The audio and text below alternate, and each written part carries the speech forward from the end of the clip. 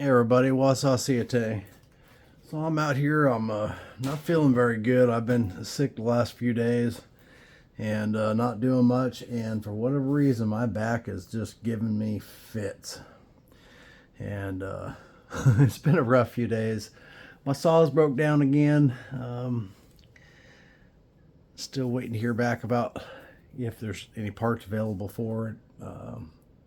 Or what exactly it might be. I think it's a little part that clamps down around the threaded rod that drives it. But you know, my dad used to have one about the same, and it had a bucket on the back, and it had a cord cable that ran into it, and you just you adjusted the speed by how much weight you put in the bucket, and that may be what has to happen with this one. I'm not sure, but I'd rather that not be the case, but we'll see if we can get it fixed. But I was out here goofing around.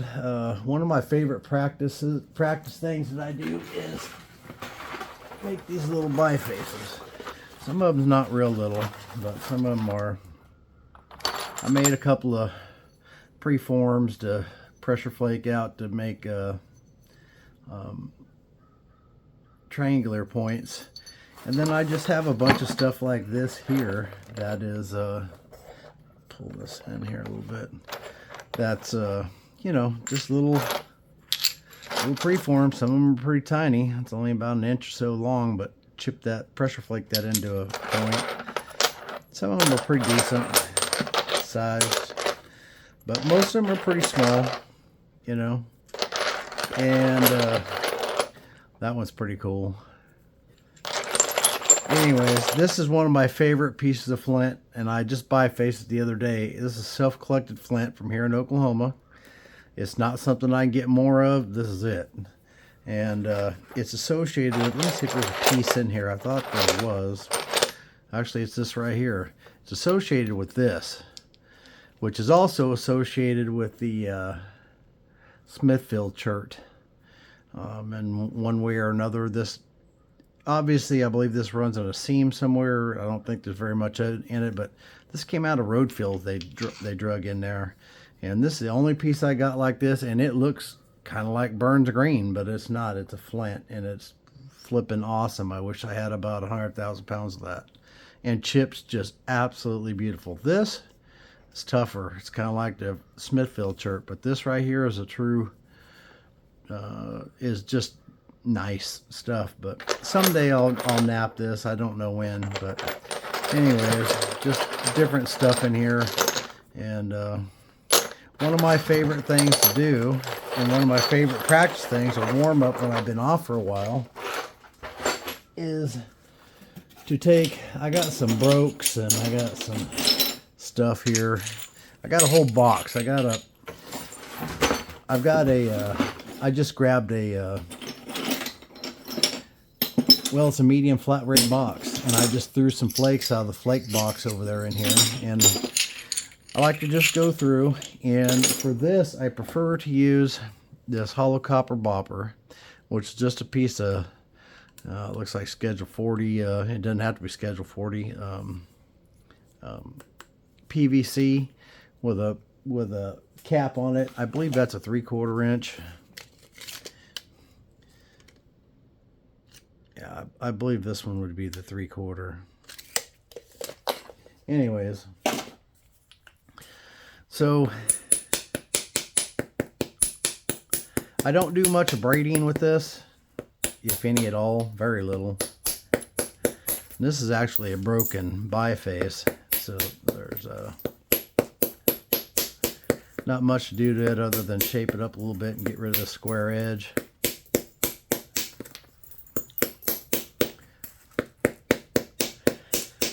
For a new napper or someone that's been off for a while, I think this right here in a box, get you a medium box of flakes and small spalls, and I think it's some of the best practice you can do. The thing is that you know, doggone, I already cut myself.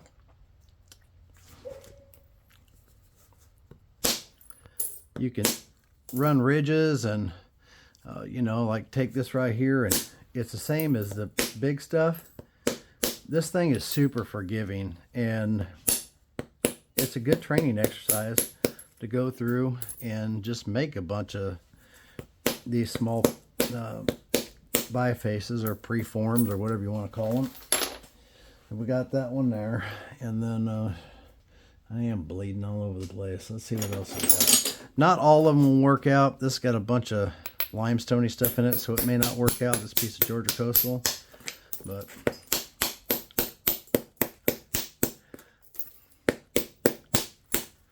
a lot of times this stuff that just ends up in the debitage pile, and I like to save it because nothing wrong with it, and it is, you know. So you got this. It doesn't matter if the piece is this big or little. Man, I am bleeding all over the place. Let me put a band-aid on this so you guys ain't got to watch me bleed everywhere. Every flint napper should have a good supply of band-aids. Although I'm out of the bigger band-aids. But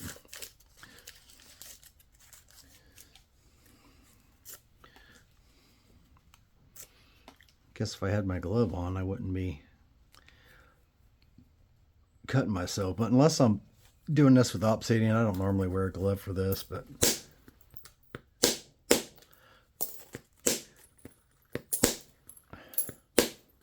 so if you're a brand new napper, then you probably don't have a medium box of this stuff laying around. But if you've you've got 8 or 10 boxes under your belt, then you probably have some laying around. You probably have a lot laying around from when your bifacing didn't quite work out. But this will teach you how to, you know, a lot of people, they don't buy a whole rock because they worried about bifacing and all that kind of stuff. So they'll buy bifaces or whatever already made, but this is good practice. And good warm-up, like I said. I do it all the time for warm-up, and not every piece is going to work out. So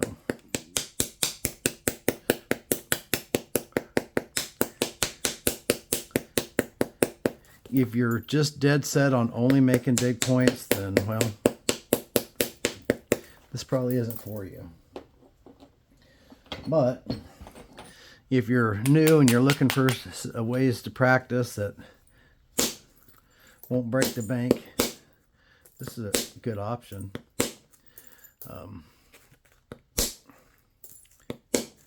I don't actually know anyone that's selling like medium boxes of these flakes. I was selling a bunch of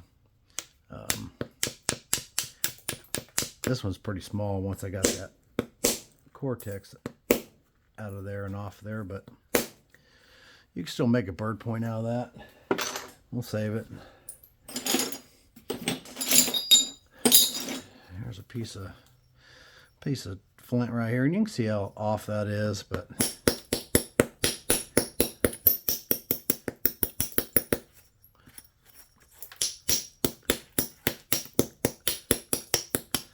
if you snap one, not no big deal. You just move on to the next one.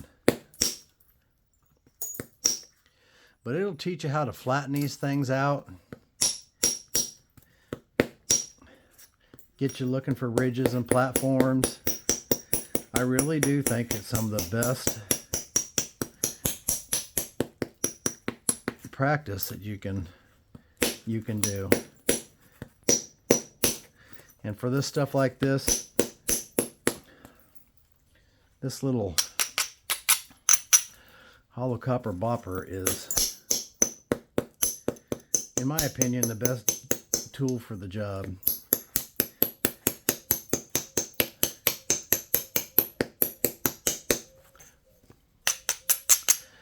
And I will use the next size up also. You can see once them caps get beat up like that, then you have to replace them. But I used to go all the way up with the bigger ones like Ed Bow and John Tuttle and them do. But I got to where if it's if it requires anything bigger than this, and usually bigger than this, I just use a lead-filled bopper or a solid copper bopper. And I've been tending lately to use a solid copper for my initial big reduction, and then I reduce down to reduce down, start using a lead-filled copper. That's kind of been my, how's that saying go? Modus operandi or something like that. That's why rednecks shouldn't use big words. Modi operandi, something like that. I'll have to look that up, I guess. But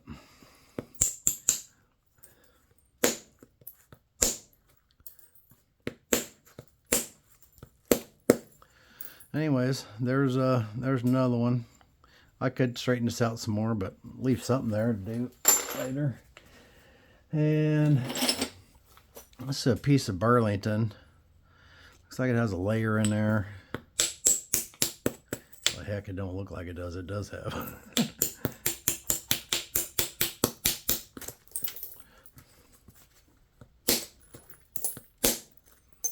You know, that ran that ridge down there.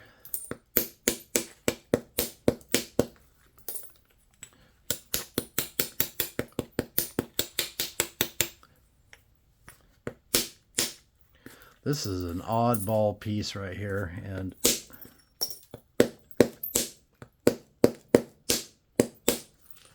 there went the layer. It's pretty if I get anything out of it. And it's got a big curve and this bulb of percussion right here.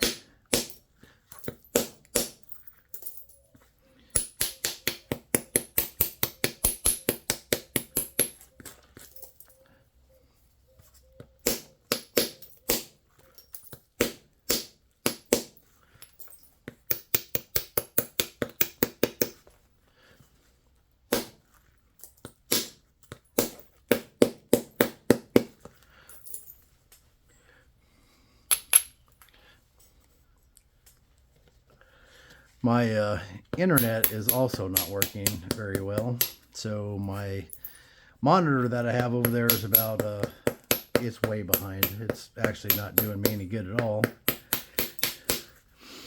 And everything seems to be falling apart here.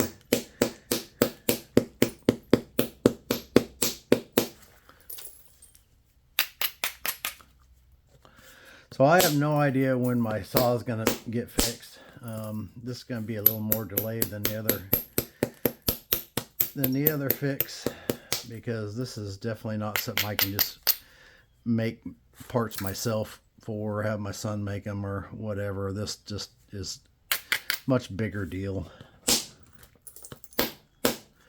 And the problem seems to be, or what I'm gathering is happening here, is the saw is old. It's probably as old as I am or older. And my guess that saw was probably old when I was young. So I don't know. It's a Phantom saw. I think it's the name brand of it.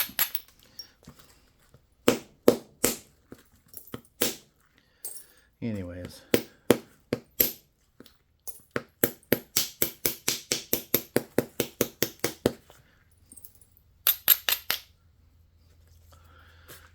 Boy, oh boy.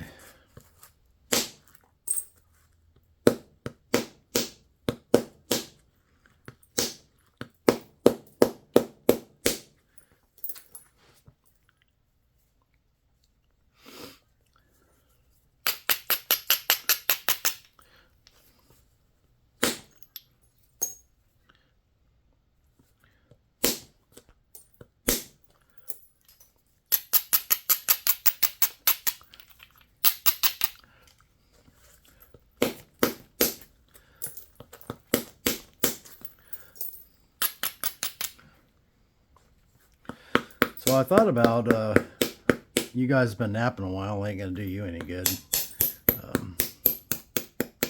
But I believe in this little flint knapping exercise here. The thing is that when you get done with a medium box of flakes like this, even if only half of them work out, when you're done, I mean, you literally have, I mean, I don't know how many preforms are in there, but in the end, you're going to end up with stuff to make 50 or 60 plus arrowheads. You know what I mean? Now, they may not all be 4 inches plus long. Most of them are going to be 2, 3, 4 inches, you know, up to 4 inches long probably, but most of them are going to be in that 2 to 3 inches. Some of them with smaller, but that's all we'll do with this. Well, let's see here.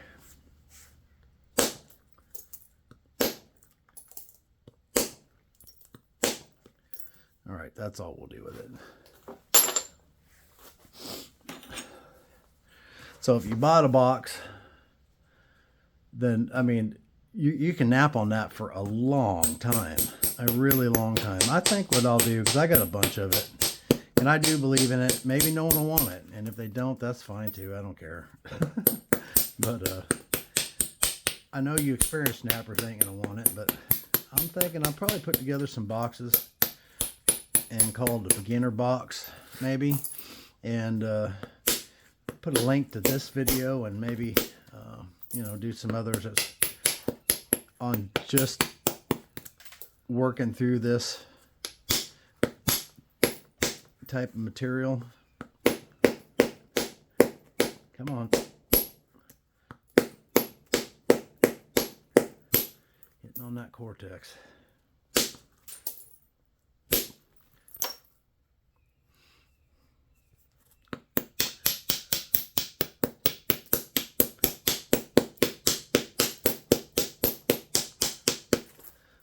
And I'll include one of these and an extra cap in the box, and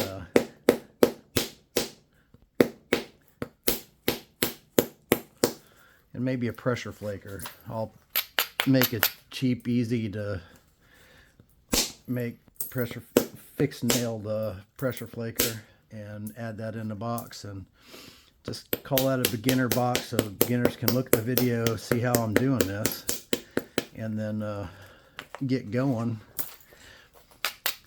Now, the 2 tools that they need to make a point. Is it nice to have other stuff? Yeah, it sure is.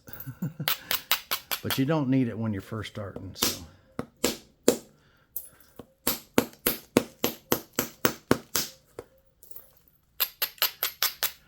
Help you get a hold of their hand-eye coordination, which, heck, I need all the help I can get with that.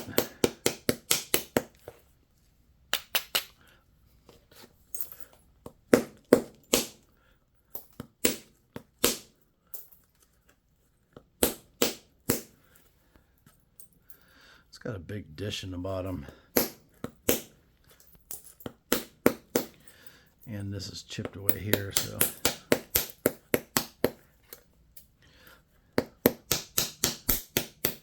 You make this the tip.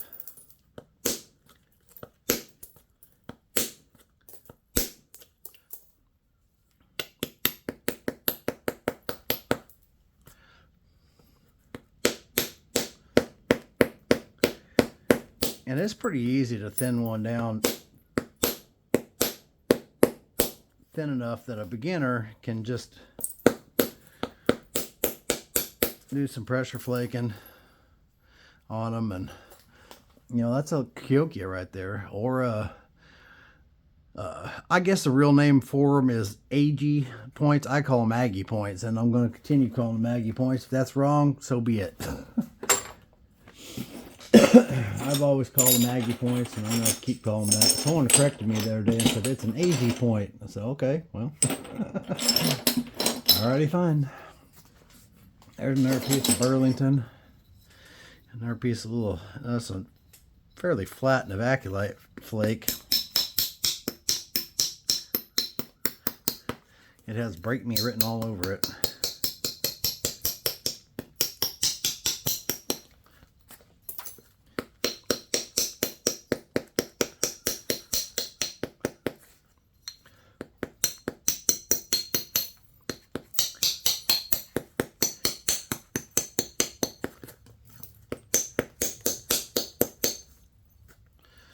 If you're a new napper, there's a big dip out of that, so we're going to lose it.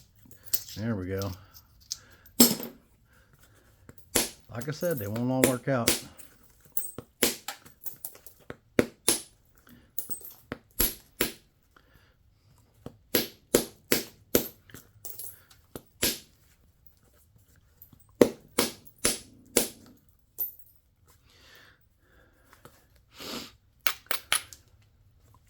Got a ridge running in right here. Let's see if we can run it.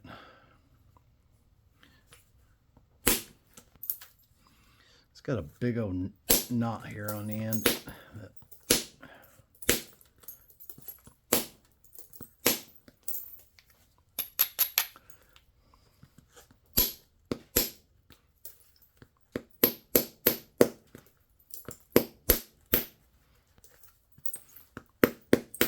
Yeah, I think I'll do that. I think I will. I'll put together. I'm not gonna have very many of them, but I'll have a few boxes of those, and I'll include a pressure flaker and one of these boppers, just like this one right here, and it'll be I'll do that here in the next week.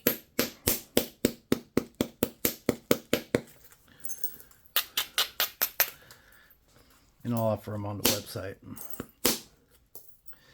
They probably won't go well because everyone wants to make and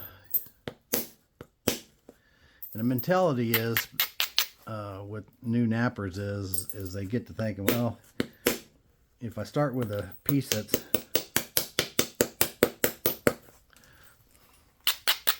real big, it'd be easier. And there's some truth to that. It is easier when you got, the more room you got to work with, the easier it is. That's true. But you can sure learn a whole lot from doing this. And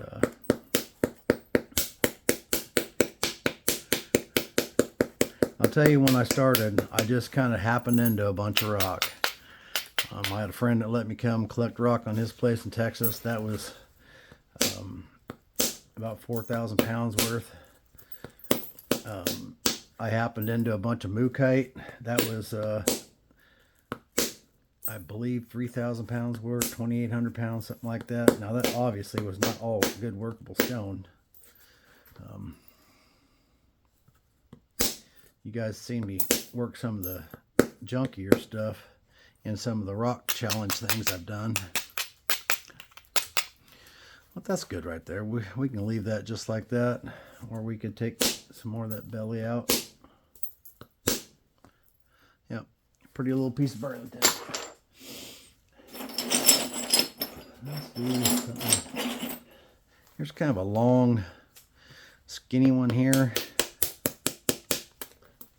It's got a crack right there, so we may lose part of it. And that stuff is just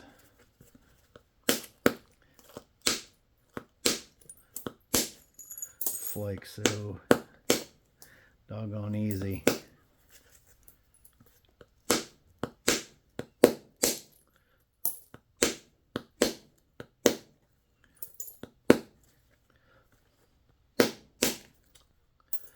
Now some of this thinning on this one may have to be done from the ends because there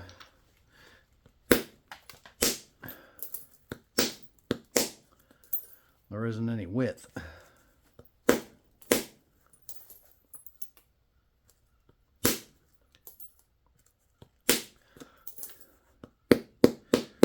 And we have a rather large square edge over here at this side. I don't know if my camera's still videoing or not because my thing says it has an unstable Wi-Fi connection. So my monitor's not working.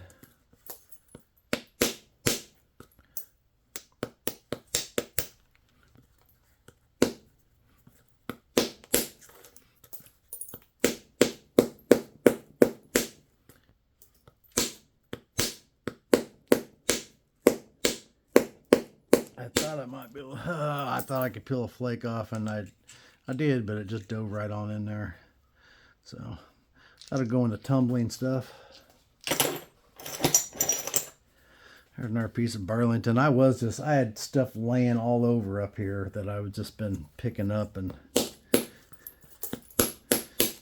stuff laying all around me, behind me, in front of me. There's just stuff everywhere, and I just been picking it up, bifacing it.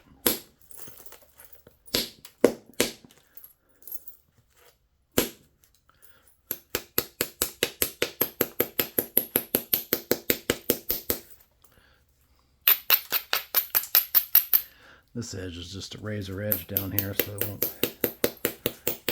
Got to get rid of at least some of it. Now, occasionally you got a piece like this that's got a which, you know, we're going to do it with this. Let's just try it with this. It'd probably go better with a little bigger bopper, but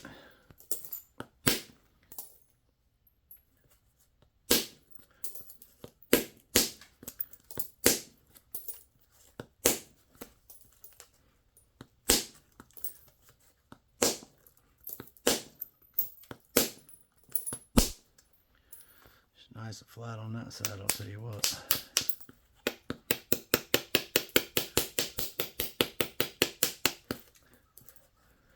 There's a ridge running right here. Let's try and thin that dude out a little bit. Like I said, I don't hardly grind at all when I'm using this thing. For one thing, it's just not necessary because the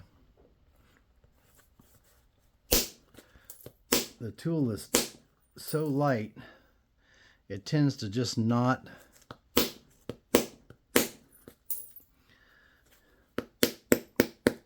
crush the edges. That's a very grainy piece of Burlington right there. Take a couple more.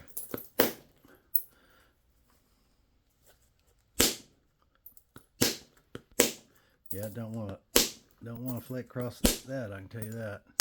That's good. Got a little Burlington. Here's a Georgetown flake.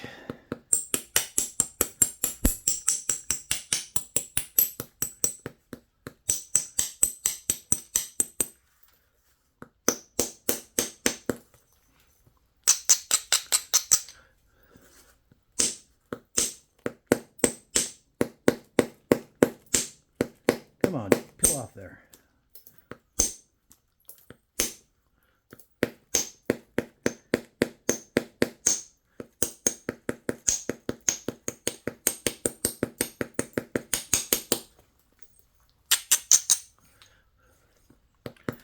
You'll see me do a lot of messing with this, and it's because I'm trying to ease my way into the edge, and this piece is already really thin. So at this end, and it's got this ball percussion here on this end that I'll work on thinning out.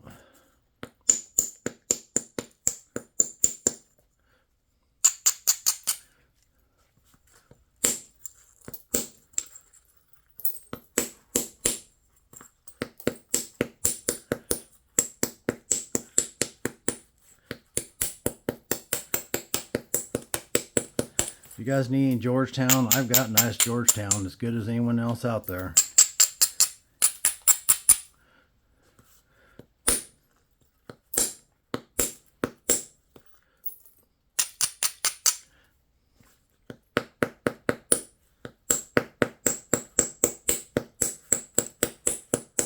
It's not better than anyone else's, but it's just as good as the best that's out there. So if you guys need some Georgetown, I don't have much of the root beer left. I'll probably have to. I thought I was gonna make another root beer run, but I just have to wait till my back gets better. But there's a nice little Georgetown preform, and I'll tell you, it's pretty enjoyable to just sit out here and make some preforms or some little bifaces.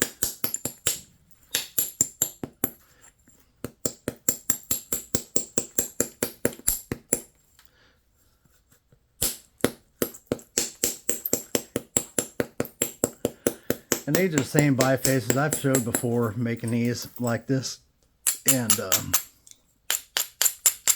I've got buckets of these. I should think about letting a bunch of them go because I'm never going to nap all of them.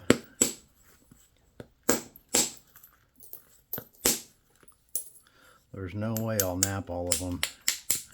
I guess if I just stashed them away, then if we ever run out of rocks, or they get so expensive can't afford to buy them anymore, or someday I do get to semi-retire, then I'll never completely retire. Not that I don't think I'll be able to. We are making plans for that, but I enjoy working, so the work I do in the leather shop, and I can't consider flint knapping working. It's a hobby, but it's a hobby, and I just happen to sell a few tools and things. So a little rock. Someday when I do retire, I hope that the flint knapping can be, oops. I put more time in the rock shop and stuff, so hopefully that's the case when I retire, semi-retire.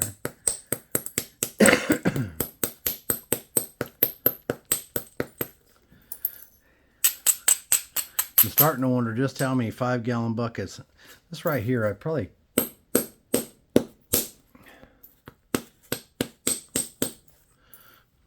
You could pressure flake this into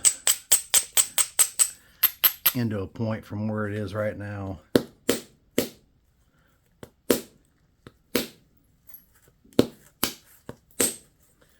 Without a whole lot of trouble. Can't remember what I was saying. I started saying something. Oh yeah, I got a bag of this right here too. I got a bunch of these nether pieces here. Nether Flint Ridge, and they're pretty rough. And these are actually the bigger pieces in there. So I'm not sure what all I can... This is a separate bag. I got this material and I made a couple points out of it. And the points were sure pretty, but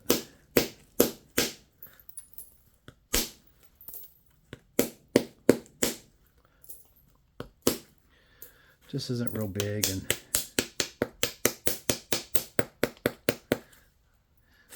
has some fractures in it.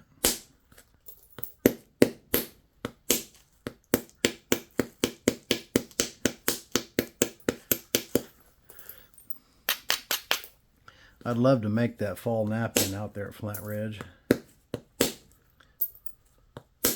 I don't think that I will, though. I was going to be at the Water Creek knapping this spring, and I'm going to be in California instead.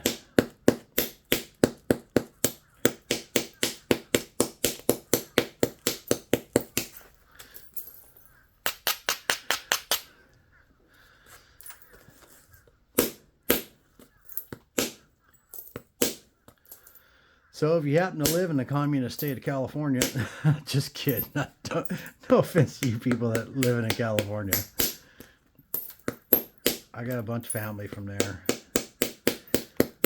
They all migrated out that way back during the Dust Bowl days, and some of us kept on migrating all the way up to Alaska. And some of the colonies are still there.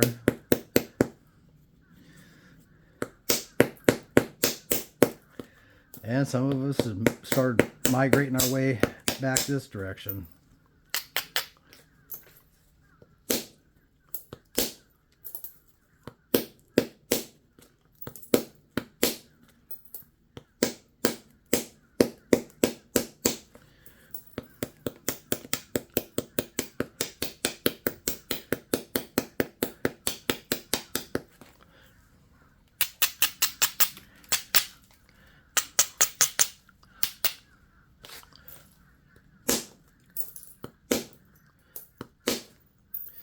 I found that anytime I go to California, I'm usually a criminal because there's absolutely nothing you can do outside of setting your pointer and pay taxes that isn't illegal in that state. It actually blows me away. I talk to my cousins and stuff out there, and they know it's bad, but they don't really know how bad it is. They live there. They don't really go out of state too much.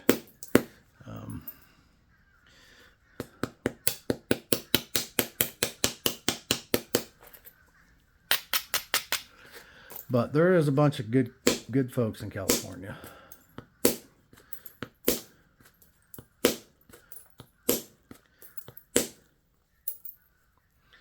They're just outnumbered by idiots. Well, we'll leave that one like that. We can scrunch a point out of that.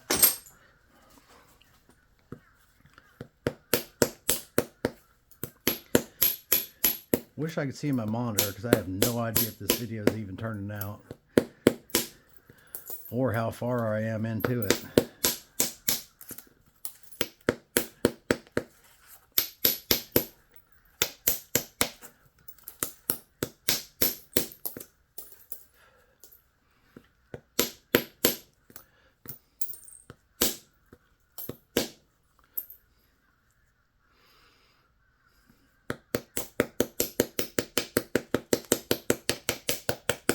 Yeah, so there's absolutely nothing in this. Nothing at all. It's just the copper cap. That's all it is. And you don't need anything in it.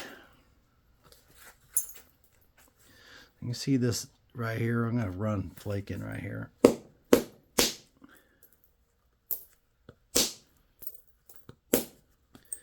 I'd show you the flake, but they're coming apart.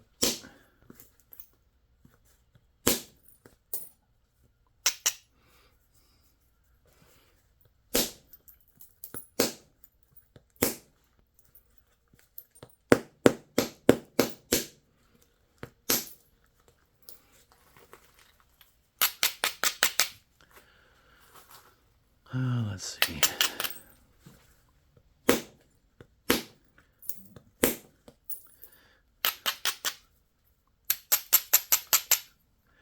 I don't know about this one. It's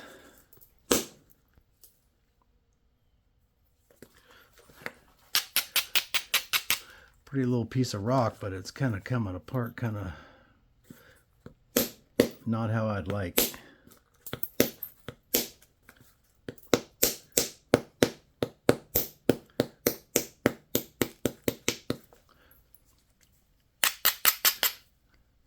This bottom here. Oh,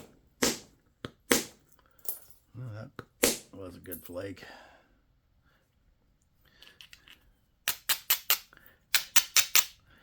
Let's see if we can run one up this side. We did. Nice. Okay, that'll make a pretty little point. All right, what else should we do here? You know, there's a bunch of junk in here like this that I'm not sure that what I can do with that. Sometimes they work out, sometimes they don't.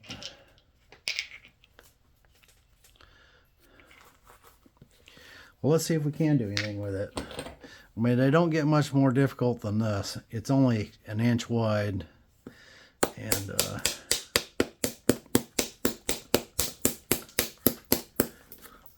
probably be a bird point at best.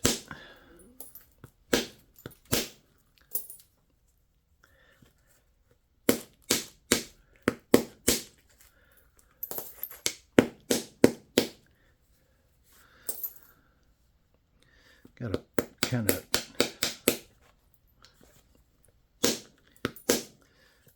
glue the crystal pockets in it. Hopefully you can see that.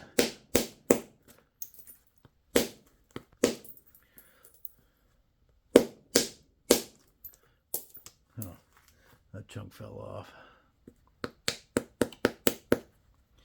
Can we still get a bird point?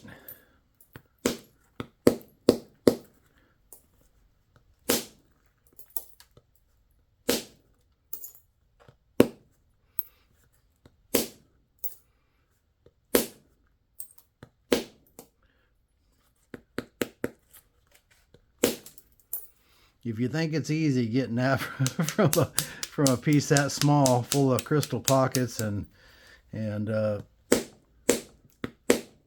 crunchy, I assure you that it's not.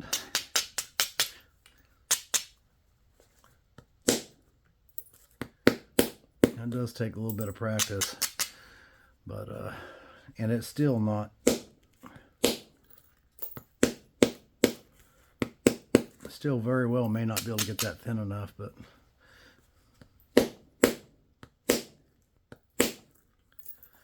that's for another day. We'll call that one good right there. That one's definitely less refined. Here's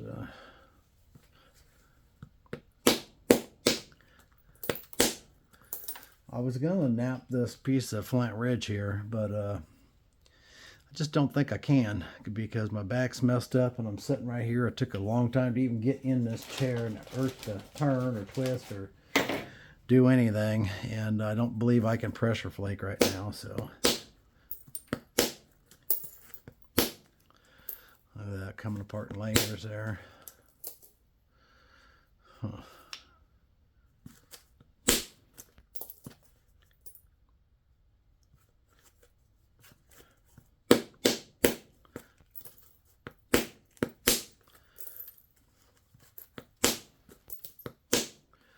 The way this is coming apart, I'm not sure how much it's going to be, if this will be salvageable or not.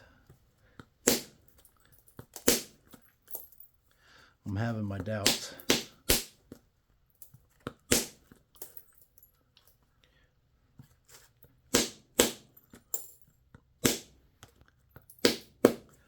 Yeah, it's got a crack coming all the way in there.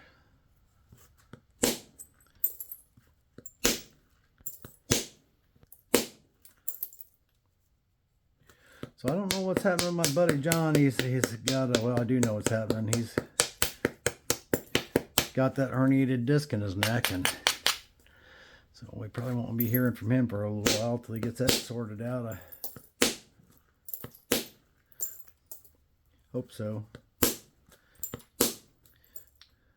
I know what a problem it is, because that was the next surgery I was supposed to have done after my back surgery, was to repair the herniated disc in my neck. But I've made the decision that I'm not doing any of that until my back heals, and I'm hoping what's happening with me now isn't the new normal, because if it is, it's I don't know what I'd do at that point. Yeah, there's not much left of this at all. And it's not smaller than other pieces that are in there, but it's also not flaking very well, so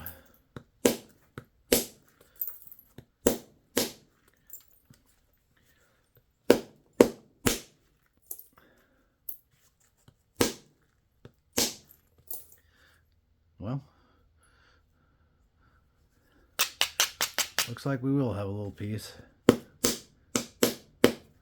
This will make a cool hunting point, you know. We'll get a little kyoki out of that, and maybe if you can get through this tough stuff on the end. Bird point, not much to that, and a lot of this nether is going to be that way. You can see, I mean, that's actually a piece of Burlington, I think. Not sure how that got in there, but I mean, there's pieces like this in here. I mean, I'm not sure. You can make something out of that, but there's a nice stripedy piece. We'll do a couple more of these. And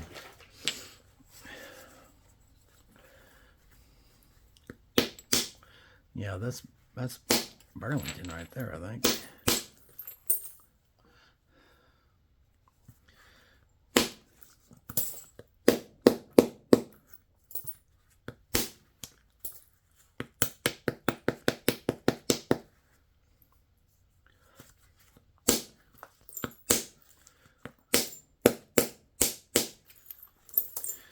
But if you got some of these, it doesn't matter how small they are, I give them a shot. They'll either work out or they won't.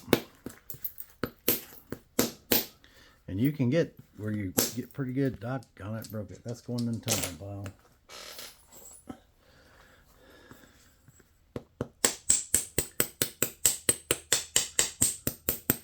This has got so many imperfections in it, I seriously doubt this.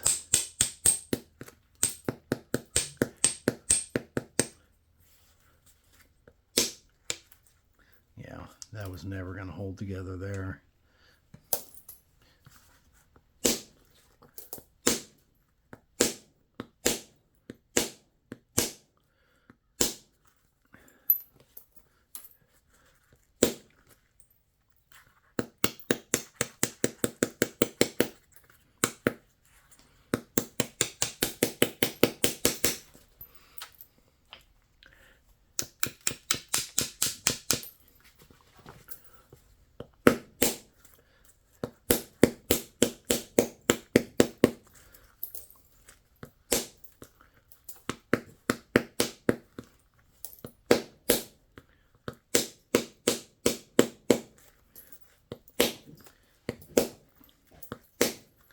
I'm not sure that you're gonna be able to do anything with that piece. It's got a lot of problems.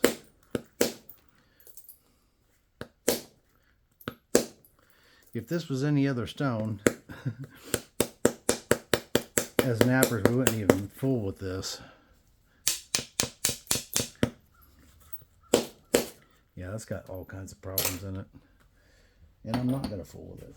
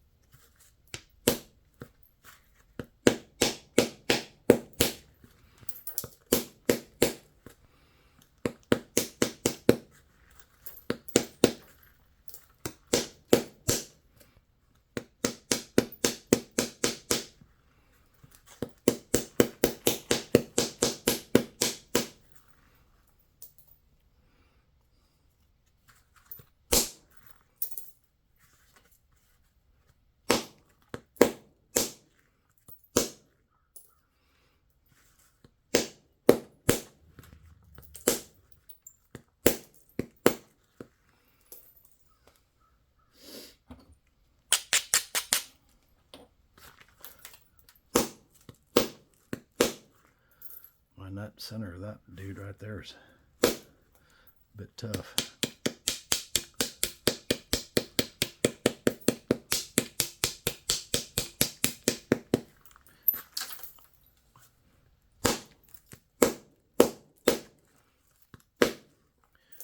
Now it's got a layer in it. That's why it's not flaking across there.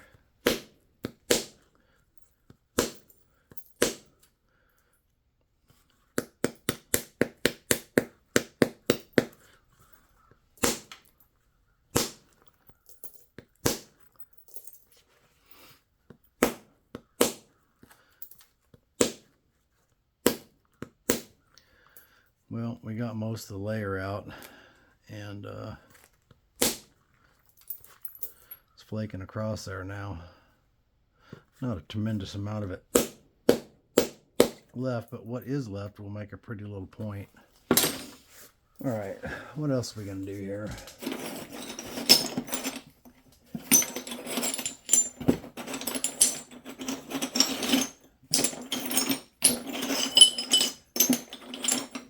Piece of dark Georgetown. Just a big flake is all it is.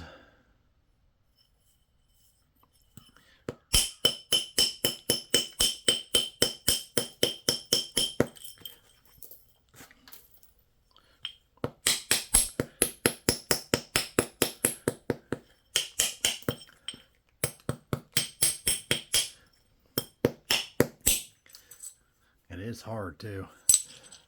We must have got one later.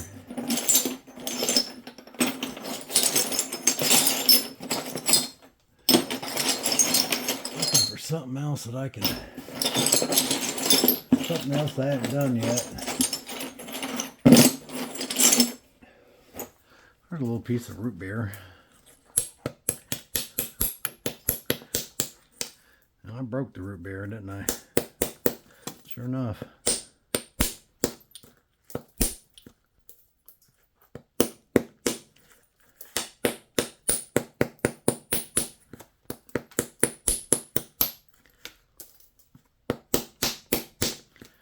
Well, I'm not doing a very good job on root beer, am I?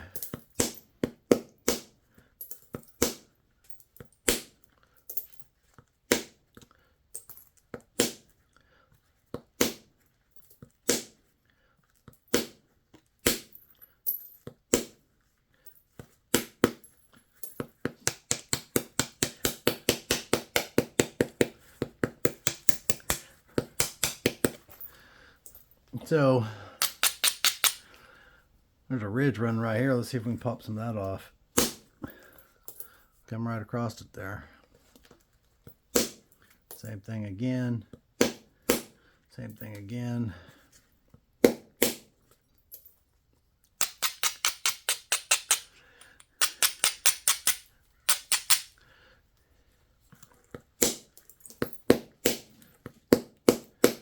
So I am planning on being at the Cato knapping, which is near Hot Springs, Arkansas.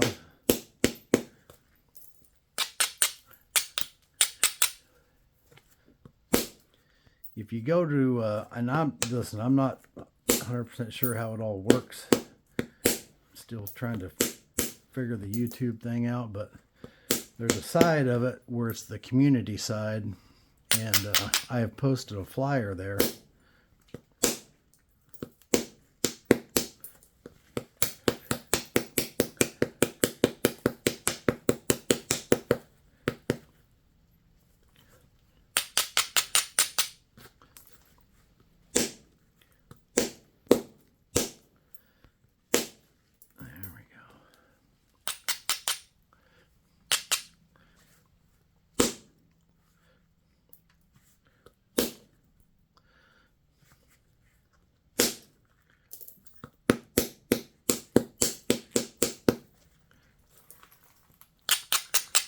That's going to be a little bitty arrowhead.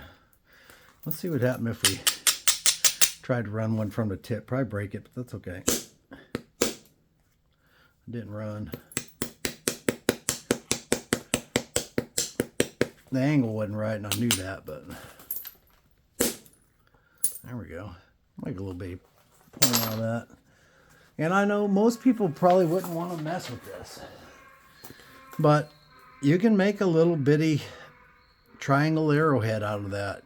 So you just got the experience of running a flake from the bottom there, and running all these little ridges, you know. So you get all that experience, and then you can pressure flake out a arrowhead out of that. So working with these flakes like this is just small spalls and stuff. It's a win-win.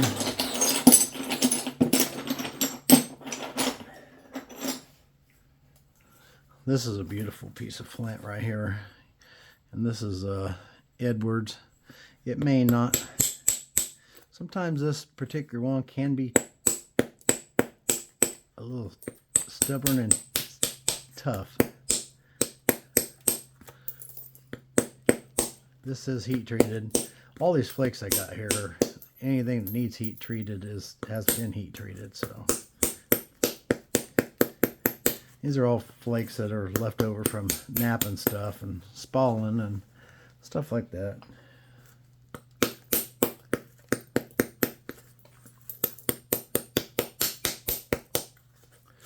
And there's some spalls like this in there also. So I mean, this is all part of that. This Georgetown flake right here, I actually was going to come out and I was going to nap this right here. It's a pretty interesting flake. But until I heal up a little bit here,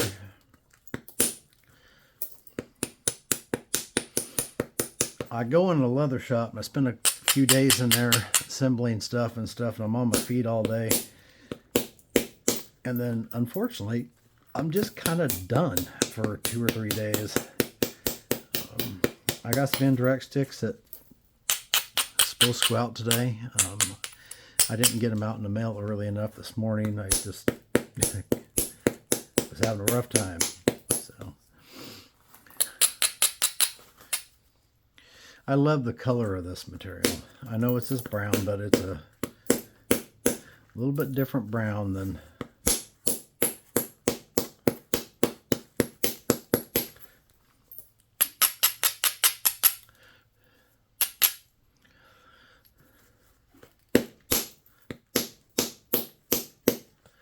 you typically see in this.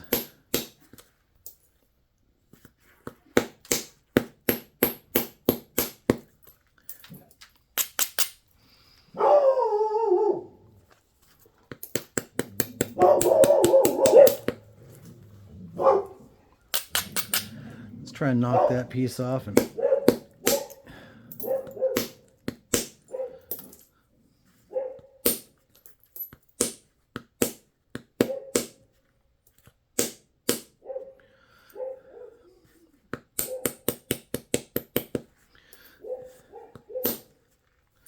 won't take much to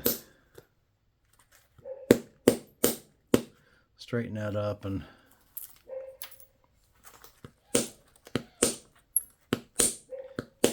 unless I goof around here and break it. Anyways, yeah. Actually, you know, I don't really care for that much. It's got a big old... I mean, I could leave it like that, but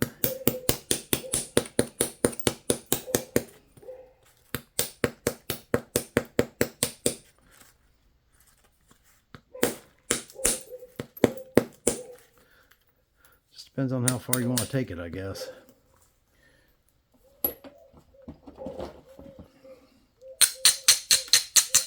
I want to take this off.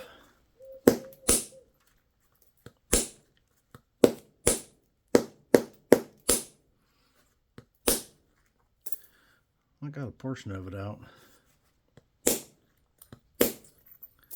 There we go. You can pressure flake that into a point. Pretty easy. Piece of cake. What else we got?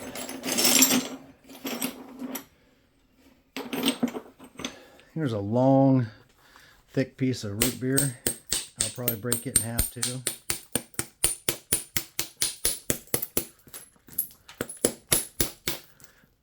Now, I'm not sure that I'll be able to get anything out of this because of this big dipping flake here, and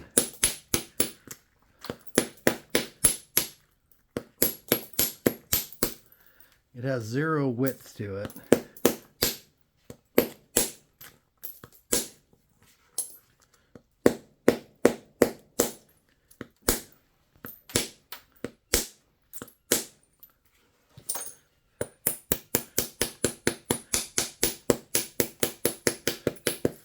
Yep, for you experienced guys out there who just want to brush up, or you're relatively new,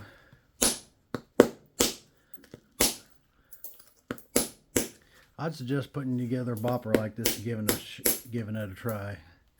I know it looks goofy, it looks cheesy because it's got a piece of PVC, but you won't believe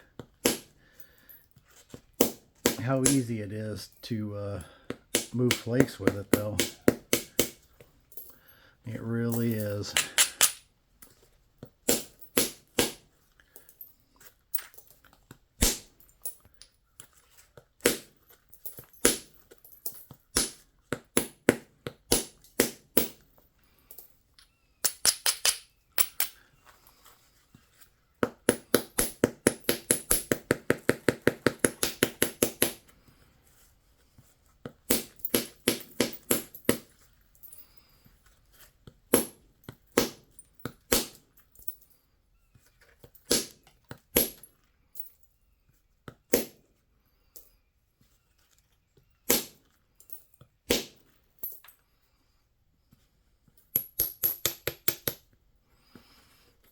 Okay.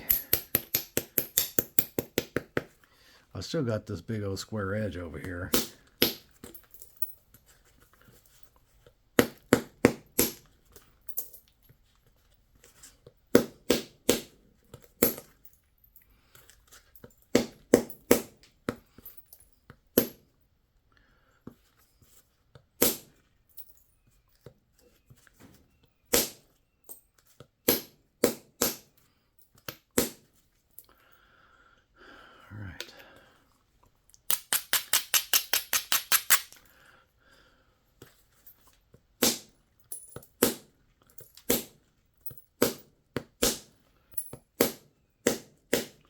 These really narrow ones are not.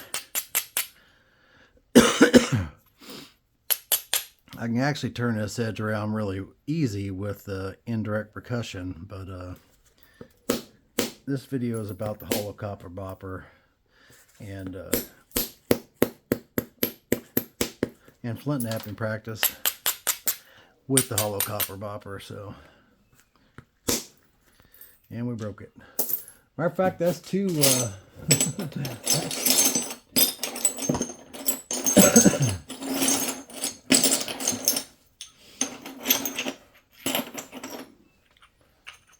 Let's see. I actually got some laying over here. Here's a piece of heat treated Edwards.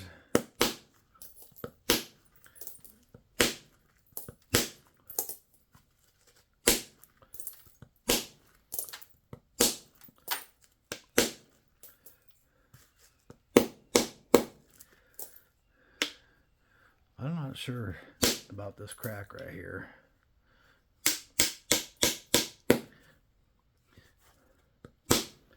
Yep, that's going to be the end of this piece.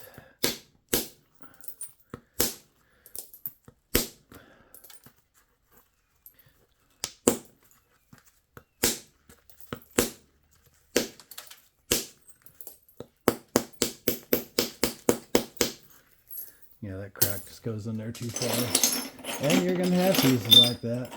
You're going to save pieces to work through later, and they just aren't going to work. I have no idea what this even is.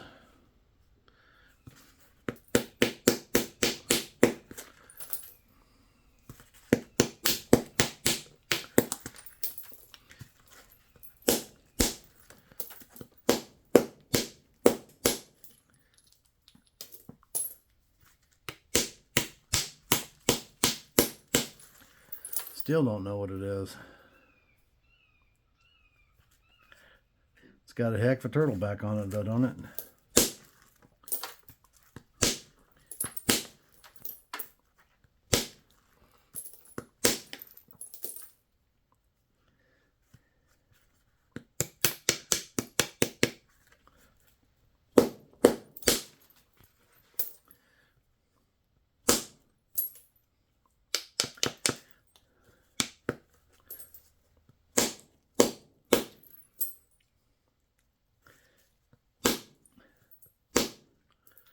Alright.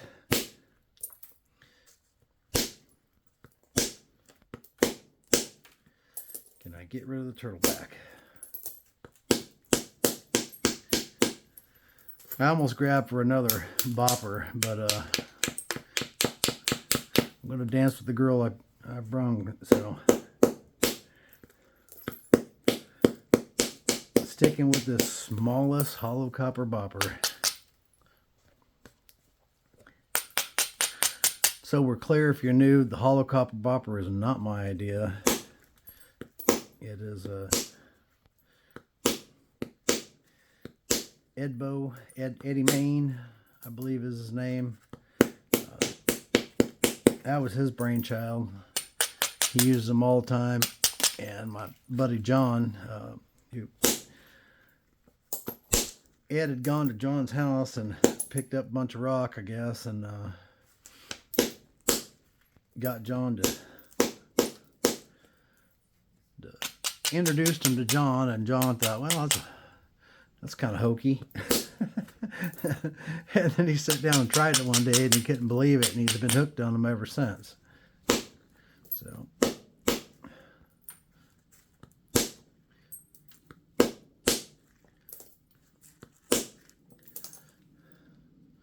guess we'll leave it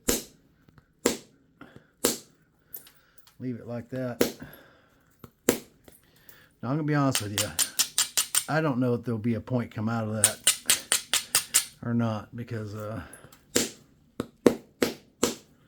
is, whatever that is not a, I got a feeling it might be Burlington, but I don't know for sure. It could be any number of things, but I don't think I'm going to be able to get that thinned out enough to, maybe, we'll see. We'll throw it in there and see.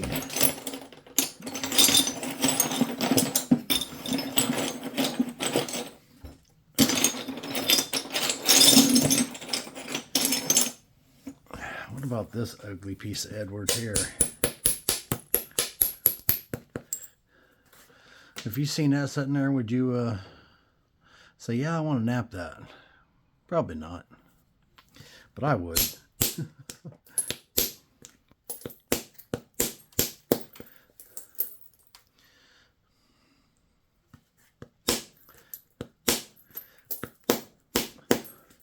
As long as it's got some heat on it.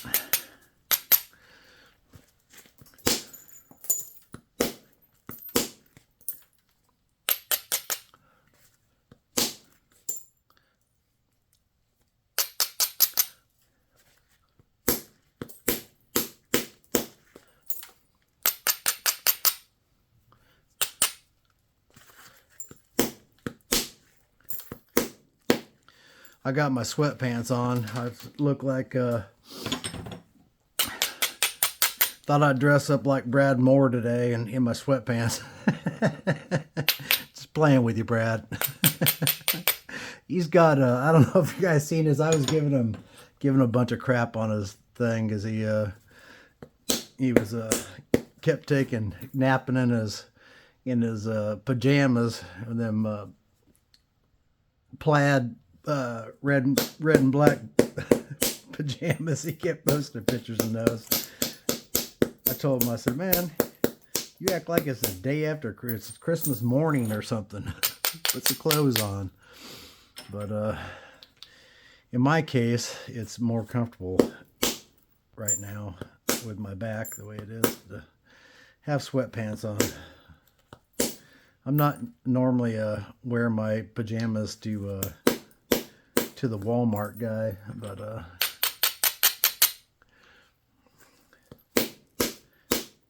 if I had to go today, I'd be going in sweatpants.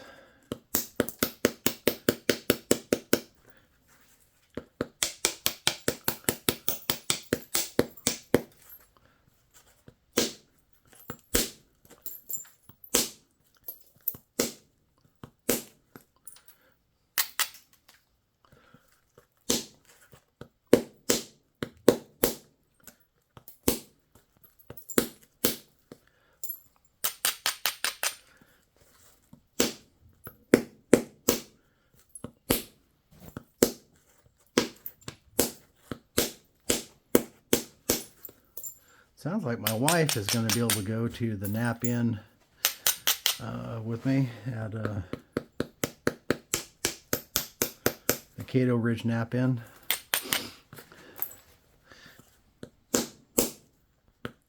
That Kay and Shane Yarborough is hosting. You know what? I just messed that all up. I sure did. I did. I messed it up. What is that? I don't know that I can even get a point out of that. I'm not sure why I held on to it. Oh yeah, I guess I can. Probably.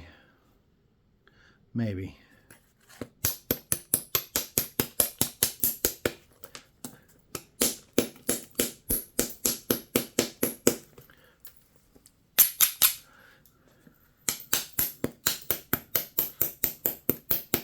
I think this is a hornstone flake.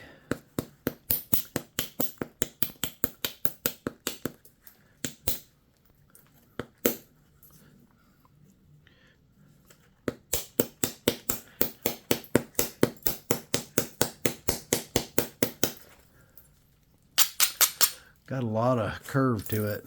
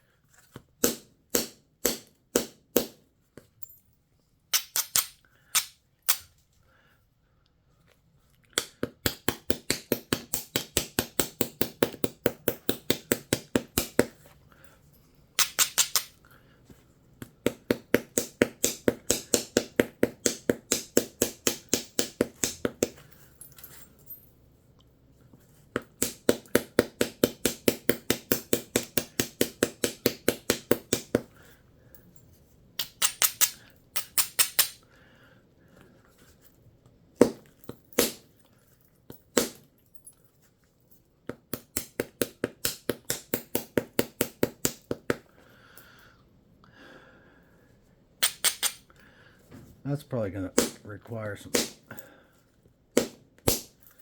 indirect, possibly.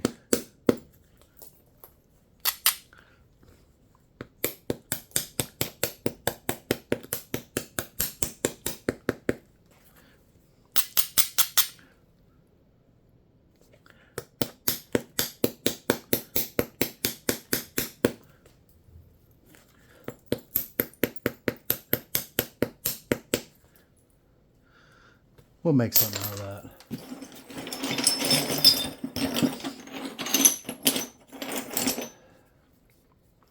Another little piece of gray flint. I kind of want something that I can sink my teeth into here. Here, how about this?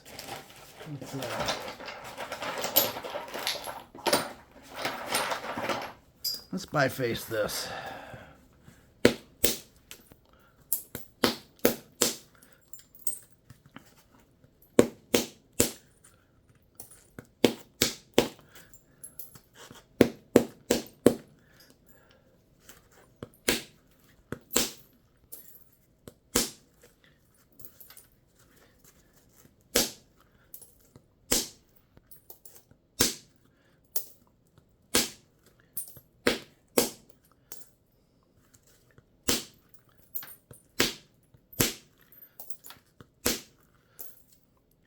Flaking all right. I got it.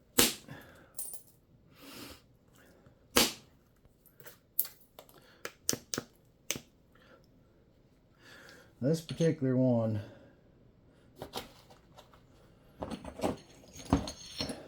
well, I hate to do that. I hate to switch up because this is what this video is supposed to be about. So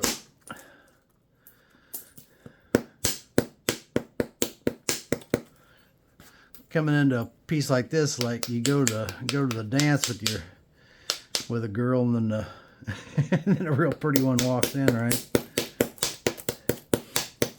And it's just bad form to ask her to dance when you came with someone else. So we're gonna do this.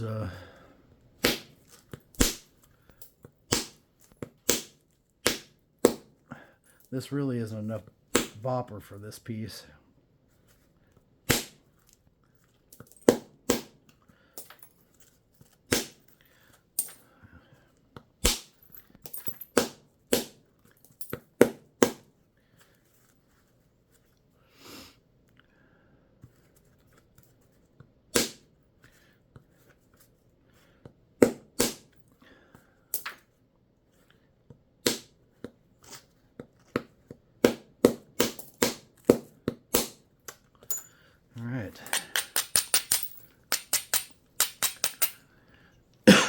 Well, we got it into a biface.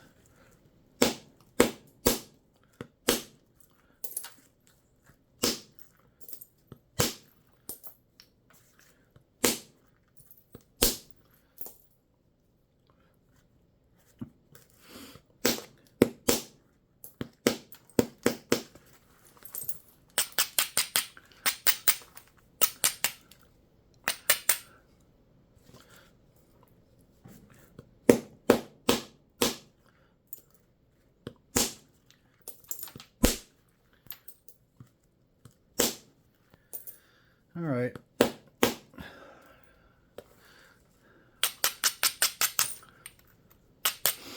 little bit of Horse Creek.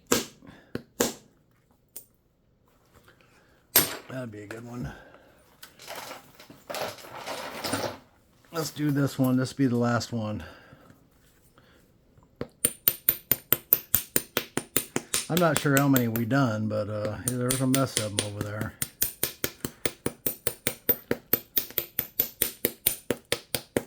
I'll lay a bunch of these out and take a picture of them.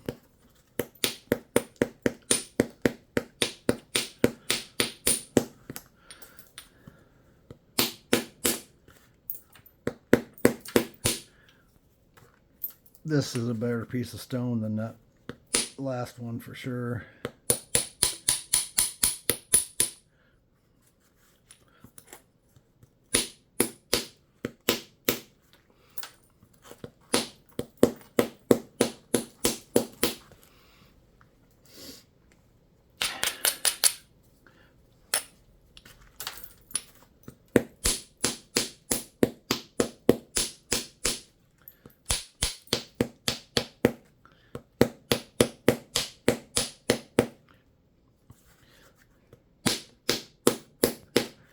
I just can't get into that.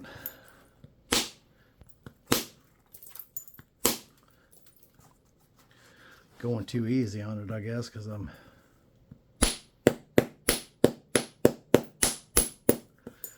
worried about breaking it.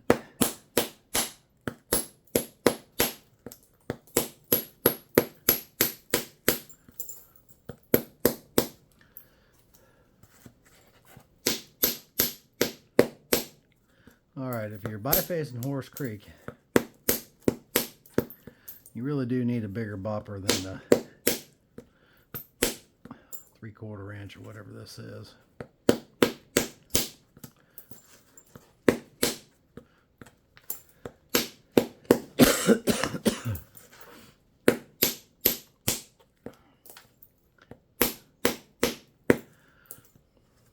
Well, we'll still get it.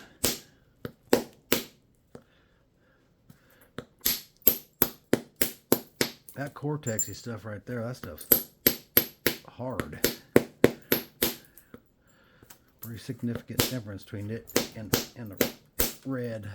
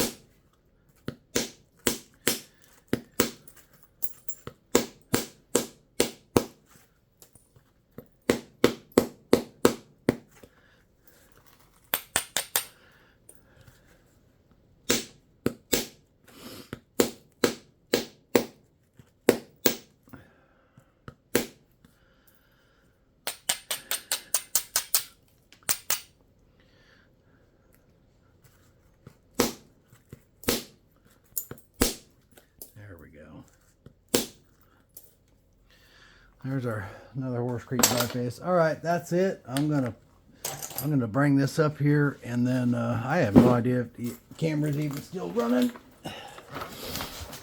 Let me see what's happening here. Yeah, it is still running. I don't know how much of this you can see, but lay him out here on my lap, I guess. I'm not sure exactly how much this you can see in the viewfinder or not.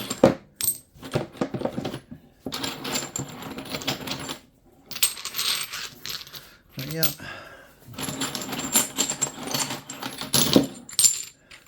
Burlington, and well, I had a couple of pieces of obsidian in here that when I was looking at it, it had some really fiery color in it, which was pretty cool.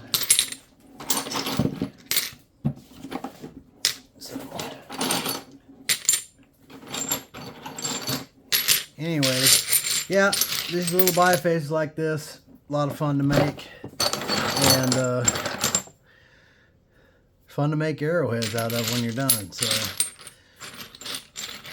I guess I probably am going to do that. I'm gonna offer some medium boxes to come with the bopper and a pressure flaker for new people, and with a link also to this video so they can see how it's done.